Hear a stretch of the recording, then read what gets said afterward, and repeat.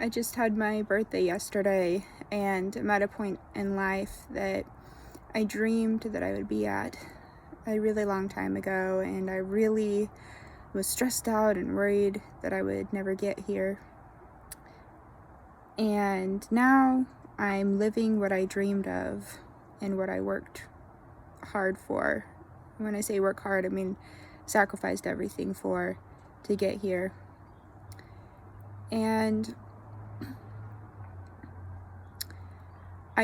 there's a lot of stuff that I wish that a 30-year-old version of myself would have told me when I was 16. What I wanted was to have this house and a husband and kids and still be fit and to have my education, and I never wanted a career really, but when I was 16, but I ended up having one, and that for a lot of people is a dream as well. And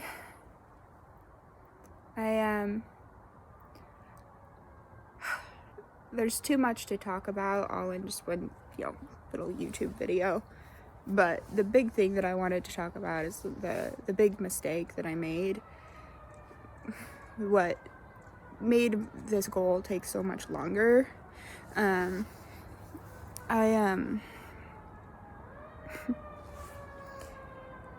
It's just so important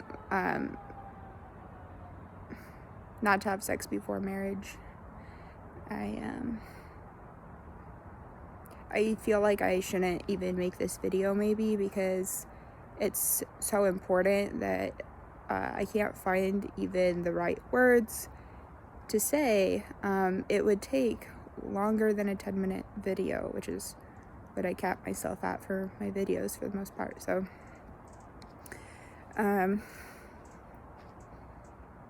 it's just so important. I was one of the lucky ones where even though I did have sex outside of marriage and had several relationships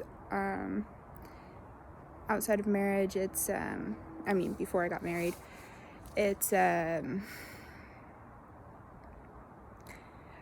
didn't get pregnant outside of marriage, and I didn't get any STDs outside of marriage, well, or in my marriage either. But these are things that people have to live with for the rest of their lives, and it's an impact, on the child.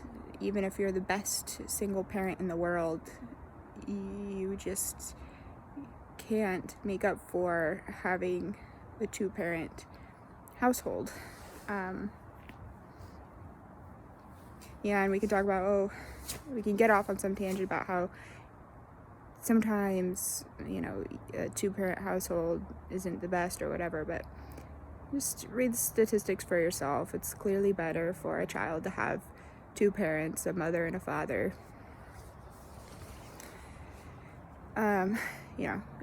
Suicide rates, alcoholism, depression, academics, socioeconomic status as adults, just in about every category of a person, the person is better off when they have 2 parents. So having children outside of marriage is really not a good idea, because you could create a human being. That's what sex is for. Sex creates human beings, and if you're not ready to create a human being with someone, then you shouldn't be having sex. And if someone is not committed enough to you to marry you, to say, yes, I want to have a life partnership with you, and I'm going to be committed to you only, and in monogamy, and it's going to be a lifetime guarantee, then you are not ready to have sex with them because you're not ready to have a child with them. Having a child with somebody affects more than just you. It affects, obviously, the child as well. And so it's just so important from that perspective, it's part of,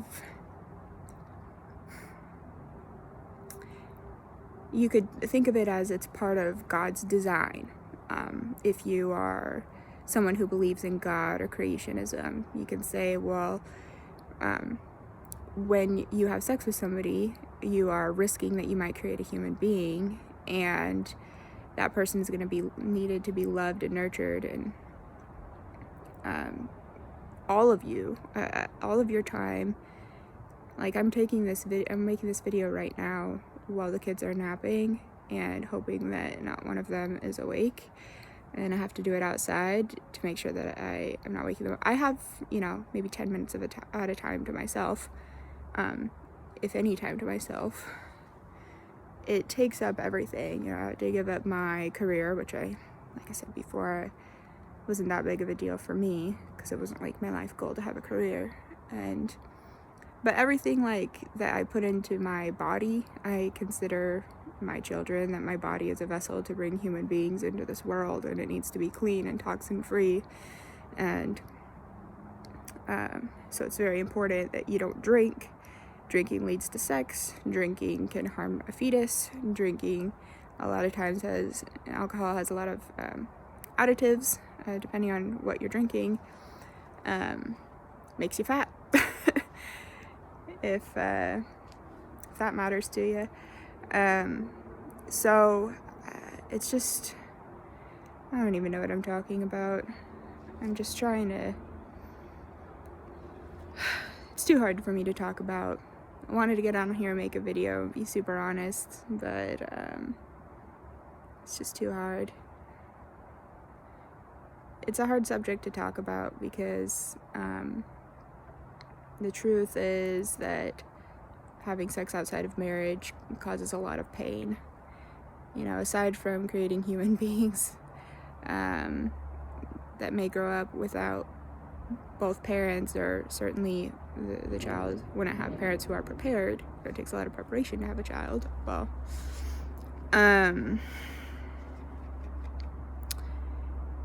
even if you don't get pregnant, like I didn't,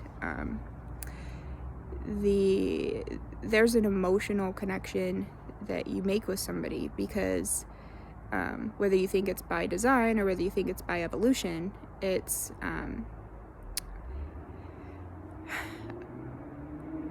conducive to survival if your sexual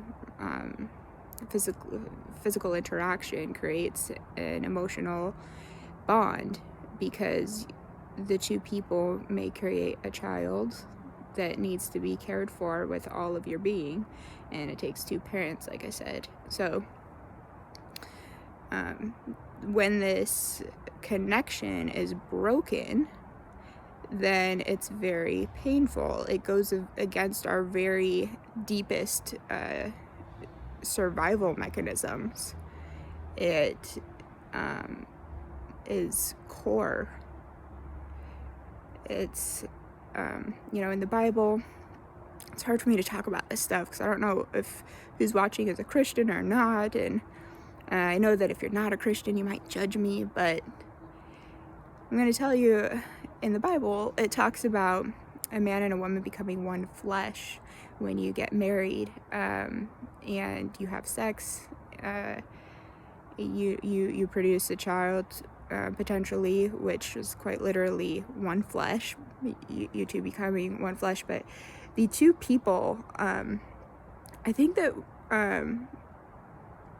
science will eventually catch up with the Bible and realize that yes, two people, when you have a sexual relationship, you become one flesh in a physical way.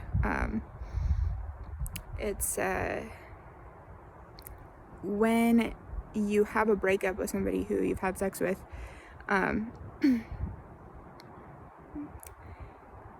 who you have really surrendered to, and becoming, if you were expecting to marry them or something like that, then when you have a breakup, especially if they have sex with somebody else, it does feel like you are being ripped in half. Like you have like one half of your body has gone rogue and is like violating you with somebody else. It's like, and to let go of the person willingly would be like akin to cutting off your own arm. It's so painful and so difficult, and nobody has words, and nobody's going to talk to you about this and tell you this, because it's a really difficult subject. A lot of people in my generation, our parents never talked to us about this stuff, and I think their parents didn't talk to them about it. My parents grew up in the 60s and 70s, and all the free love stuff, and birth control was a new thing, and so people for the very first time were having sex outside of marriage, because before that, you can look at genealogy charts and you can see that people weren't having sex outside of marriage. You could find articles and little stories here and there that say that they were, but you look at the biological evidence through genealogy charts that are, done by people submitting their DNA to things like Ancestry.com, and you find actually there was like almost, it looks like 100% fidelity. Of course, there are, it's something like 99.99 or something like that. And now in my parents' generation, that was no longer the case. Birth control came out, and now in this younger generation, younger than me, now people are just doing abortions as a valid option, and that wasn't happening a couple generations ago. So things are changing, and people don't understand the dangers of having sex outside of marriage. We are the guinea pigs of seeing what the effects are of that. It's so important to follow the Bible. A lot of times people don't understand why is that a rule? And it's like, well, when a baby or a toddler goes against their parents and says, well, why is that a rule? How come I can't stick my hand in the blender? They don't understand why not, but you need to just listen to your parent, because the parent knows, and God knows what's best for us. And I just wish that I had known God, and when I was 16 and 17, 18, 19, 20, 21, 22, I didn't learn God until I was in my late 20s, almost 30, and I knew about God, but I rejected it because I thought that it was some old book and people believed in it because they couldn't think for themselves or something, and that's not right. I just wish I would have known sooner. And I know that most girls out there, maybe almost everybody in their 20s and even teenagers are having sex, and I'm so sad. Like, it's so sad. People don't understand what the dangers are, and it's gonna take probably people like me who have been through it, saw my parents go through it, and see the horrific, terrible decay that it causes in people's lives. It causes generational pain and suffering that it's too hard to explain all in one video, like I said. Life was so different a few generations ago, when people had one wife, one husband. The children were brought up in a stable home with the same two parents who are on the same page with things. And believe me, when you have a kid, it's not something you're meant to do on your own. Even having two parents is really not enough. You need to have a whole stable family, two parents and the grandparents, and ideally some aunts and uncles. But you can take my family, for example. I think it's pretty common family where the parents did not stay married. They had children with other people. I have half siblings, and we can't have family get-togethers because it's really, really awkward, because we have to see somebody's new sexual partner, somebody's it's not fun for my mom to see the woman who my dad is with, or for my dad to be around the guy that my mom is with, for example. And you multiply that by everyone else in the family, my grandparents and our aunts and our uncles. It gets really weird. And a lot of people like to celebrate it and say, oh, all kinds of families are any group can be a family. And it's like, that's just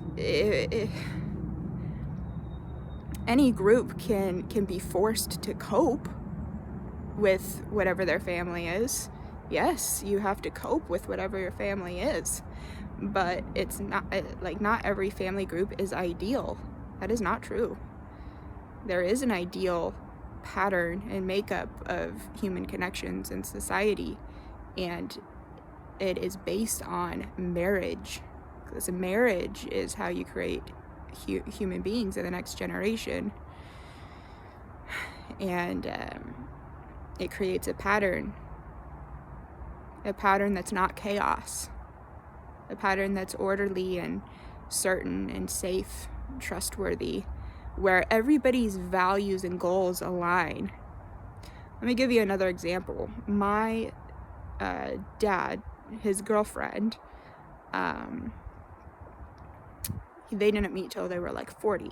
And so she had this whole life where she raised children with some other person, and he left, he cheated on her, and then she has to kind of just cope with, okay, well, what's my life going to be now? I have to be with this new man. He's, it's not ideal that I couldn't keep my marriage, but, she doesn't really have a choice. And does she really love my dad? I don't know. I mean, I don't think so. I'd say definitely not. It's possible for somebody to move on, of course, but in this case, no, I don't think that she does. And so then it creates this really awkward situation where, because she doesn't love my dad, and I just end up being a threat to her rather than being a family member or like anything like that. And then my kids are an extension of me, and also a threat to her, because I might take my dad's attention or resources or whatever. And then it creates an awkward situation with me and my dad, because I don't trust his girlfriend, and but he does trust his girlfriend. And it's like, okay, well, I don't want my kid around somebody who might not have their best interests in mind.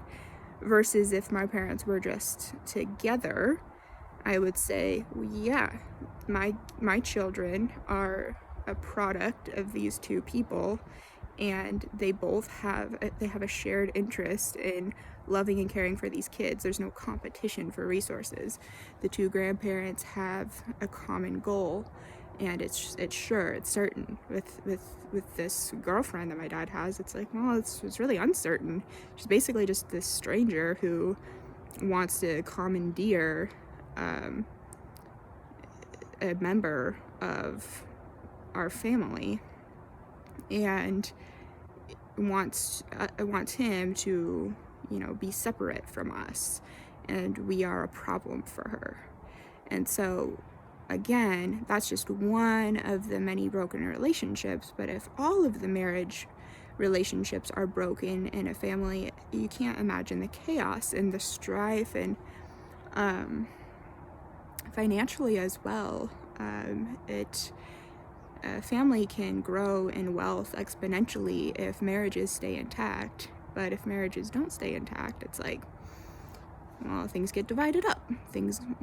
Money goes to lawyers. Houses get sold instead of held to appreciate. Things happen that are a detriment, so that by the time that the people who got divorced have grandchildren, those grandchildren have a very different financial reality than they would have if assets had 30 or 40 or 50 years to appreciate. anyway, I hope to make some better quality videos about this, but I've just been putting out this video for so long. Videos that are like this, that are honest, that are sharing things that I don't really want to share, but I think it's important. I'm willing to sacrifice my own comfort, my own privacy, because if anybody out there, any young girl or young guy, is thinking about, feeling pressured to have sex because their friends are, or because their boyfriend or girlfriend is pressuring them, just please don't do it. Just that person who's pressuring you, those people who are pressuring you, they are severely lacking in wisdom. And please just save it till marriage. If you're not ready to have a kid, don't have sex. It's not worth it. It's not that cool. It's only cool if you know what you're getting into, what contract you're signing with somebody when you do that physical act, what commitment you're making to that person and to society at large, because you're saying that you want to have a child with that person and that you're ready to support that child into adulthood. If you're not ready for that, man, you don't know what you're getting into, and you could end up having a child. And when you have a child,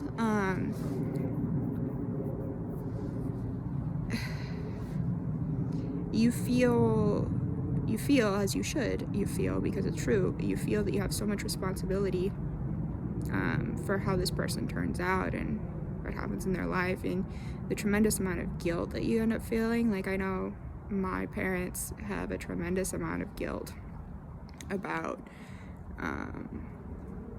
what's happened with their kids and not having a stable life and parents to raise them,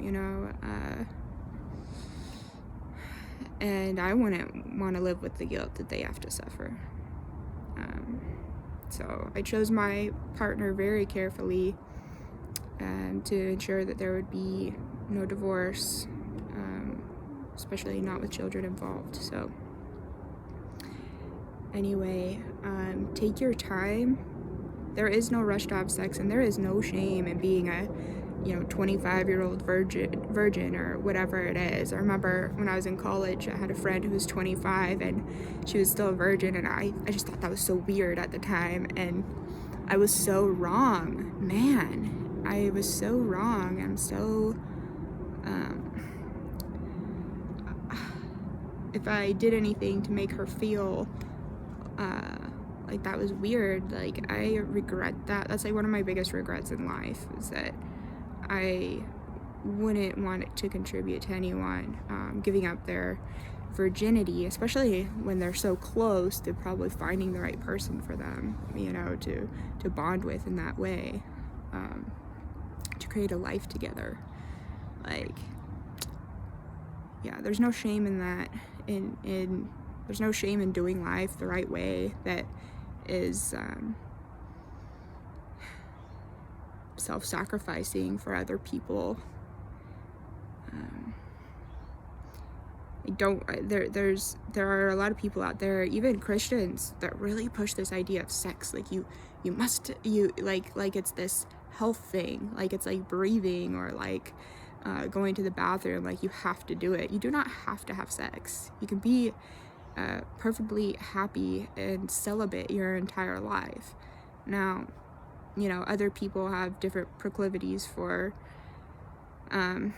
sexual arousal versus, not caring as much, but many people can go on with life without even thinking about it, or, needing it. And there's this lie that gets circulated that we need it for our health or something. You don't need it. And, the same thing goes for gay people. I have a lot of, like, my sister-in-law is gay, and some of my childhood friends are gay. Grew up to give a gay lifestyle. And it's like, I believe them that there's a biological component to it that they are inclined to be attracted to the same sex and not the opposite sex. And okay, that may be, fine, but that doesn't mean that you have to act on it.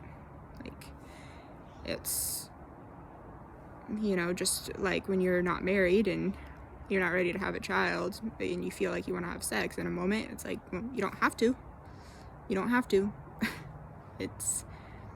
You can choose to do the right thing. So anyway,